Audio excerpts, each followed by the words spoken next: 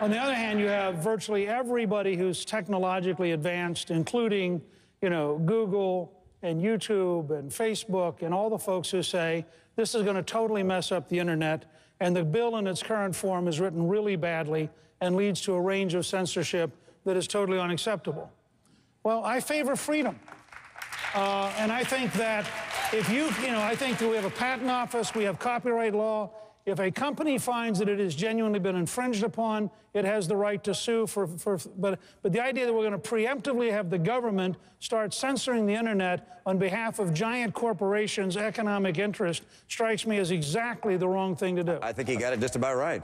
The truth of the matter is that the law as written is far too intrusive, far too expansive, far too threatening to freedom of speech and movement of information across the internet. It would have a potentially depressing impact on one of the fastest growing industries in America, which is the internet and all those industries connected to it.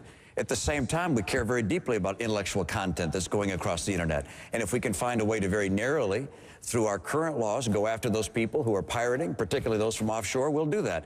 But a very broad law which gives the government the power to start stepping into the internet and saying who can pass what to whom, I think that's a mistake. And so I'd say, no, I'm standing for freedom. I mean, I was the first Republican to sign on with a host of Democrats to oppose this law. And we have had a concerted effort, and I feel like we're making achievement there. This bill is not going to pass, but watch out for the next one.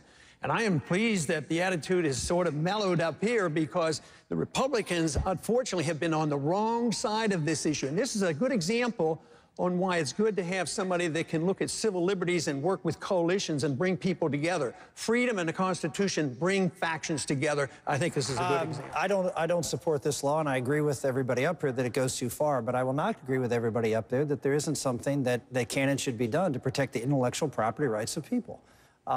The internet is not a free zone where anybody can do anything they want to do and trample the rights of other people.